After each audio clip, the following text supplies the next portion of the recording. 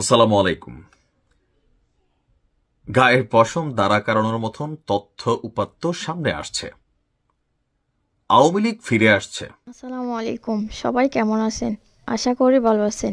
আপনারা সবাই ভিডিওর শুরুতে ভিডিওর কিছু অংশ বিশেষ দেখে বুঝতে পেরেছেন ভিডিওটা কতটা গুরুত্বপূর্ণ। তাই আর বেশি কথা না বাড়িয়ে চলুন আমরা মূল আলোচনায় চলে যাচ্ছি। তার আগে সবাইকে রিকোয়েস্ট করব, যারা আমাদের চ্যানেলে নতুন আছেন প্লিজ সবাই সাবস্ক্রাইব করে সাথে থাকুন। চলুন ভিডিওটা দেখি। আসসালামু আলাইকুম। গায়ের পশম দাঁড়া করানোর মতন তথ্য উপাত্ত সামনে আসছে। আওয়ামী লীগ ফিরে আসছে। ইভেন আওয়ামী লীগ নির্বাচনে অংশগ্রহণ করতে যাচ্ছে। আওয়ামী লীগকে নির্বাচনের সুযোগ দেওয়া হচ্ছে, এমনই চাঞ্চল্যকর তথ্য আজকে গণমাধ্যমে আসলো যে ভারত বাংলাদেশের যে নিরাপত্তা উপদেষ্টা ছিলেন, কয়েকদিন আগে আমাদের নিরাপত্তা উপদেষ্টা খলিল সাহেব, তিনি আপনার সম্প্রতি ভারত সফর করে আসছিলেন। সেখানের যে জাতীয় নিরাপত্তা, তার সাথে নিরাপত্তা উপদেষ্টার সাথে কিন্তু একটা বৈঠক হয়েছিল। সেই বৈঠকে গোপন ষড়যন্ত্র নাকি হয়েছে। আর এই সকল চাঞ্চল্যকর তথ্য কে দিয়েছে? ওয়ান কাইন্ড অফ অতিরিক্ত গুজব, অতিরিক্ত মিথ্যা বলে, মানে বিকাশ নুরুর দলের যিনি আছেন রাশেদ, মানে কি বলে নিজেও মাঝে মাঝে বোঝে না। মোশাররফ করিমের একটা নাটক দেখছিলাম, ওয়াও না ওয়াও, ওই যে ক্ষেতের মধ্যে নেমা কৃষকরে, আরে আমার দেশের কৃষক, কয়েকদিন আগে আমার দেশের রত্ন, এরকম একটা ভিডিও ভাইরাল হয়েছে। তো রাশেদ যে এই তথ্য দিছে, রাশেদের কোন গোয়েন্দা সংস্থা এই তথ্য দিচ্ছে, সেটা হচ্ছে একটা প্রশ্ন। মানে এরা মাঝে মাঝে এমন কথা বলে পুরো দেশের মধ্যে আউলাই ফেলে। আচ্ছা, কি বলছে? যে আগামী জাতীয় নির্বাচনকে কেন্দ্র করে দেশ বিদেশে নানান ষড়যন্ত্রের আভাস মিলছে। গণ অধিকার পরিষদের সাধারণ সম্পাদক রাশেদ বলছে, বাংলাদেশ এবং ভারতের নিরাপত্তা উপদেষ্টাদের সাম্প্রতিক যে বৈঠক ছিল, সেই বৈঠকে নাকি আওয়ামী লীগকে আসন্ন নির্বাচনের সুযোগ করে দেওয়ার বিষয়ে আলোচনা হয়েছে। তো ওই সময় কি রাশেদের কোনো লোক ওইখানে উপস্থিত ছিল বা এদেরকে পাত্তা দিচ্ছে, ওই লেভেলে গেছে? এদের কাজই হচ্ছে দেশে গুজব ছড়ানো। আওয়ামী লীগ থাকতো এরা সারাদিন গুজব ছড়াইতো, এখনো গুজব ছড়ায়। এই দলটাই গুজববাজ হয়ে গেছে। রাশেদের দাবি, রাজনৈতিক মহলে আলোচনার ঝড় তুলেছে।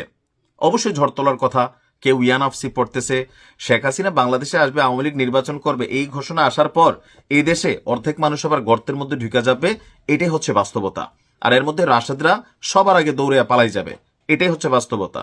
এটা নিয়ে ভয়। এখন রাশেদের দাবি যে সংশ্লিষ্ট কোনো রাষ্ট্রীয় পক্ষ এ পর্যন্ত কোনো বিষয়ে মন্তব্য করেনি। তা আমরা তো দেখছি না, আমরা তো দেখছি প্রধান উপদেষ্টা বলছেন যে আওয়ামী লীগকে নির্বাচনে আনার সুযোগ নেই, এরকম তথ্যই তো দেখছি। নির্বাচনের তফসিল ঘোষণা হচ্ছে, আওয়ামী লীগের রাজনৈতিক নিষেধাজ্ঞা দল থেকে ওঠে নাই।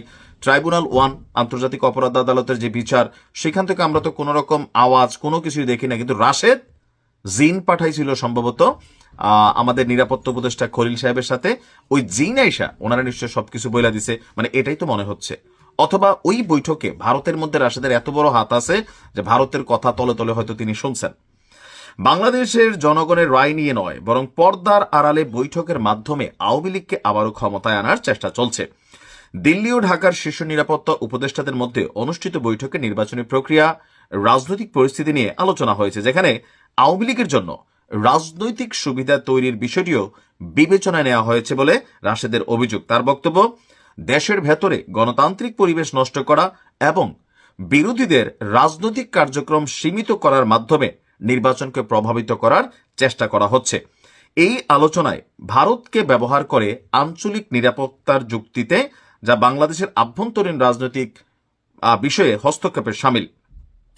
তবে রাজনৈতিক বিশ্লেষকরা বলছেন, বা সাধারণ যারা একটু বুঝের মানুষ আছেন, তারা বলছেন যে আসলে এইখানে আওয়ামী লীগকে পুনর্বাসনের কোনো আলাপ আলোচনা হয়নি। হয়তো ভারত বাংলাদেশের মধ্যে যে একটা কি বলা হয় যে সম্পর্কের অবনতি আছে, ব্যবসা বাণিজ্য থেকে শুরু করে রাজনৈতিক মহল, পরে পাকিস্তানের সাথে এই মুহূর্তে বাংলাদেশের সম্পর্ক, সবকিছু মিলিয়ে এখানে যাই আছে, সম্ভবত ওই বিষয়গুলো নিয়ে এখানে আলোচনা হয়েছে।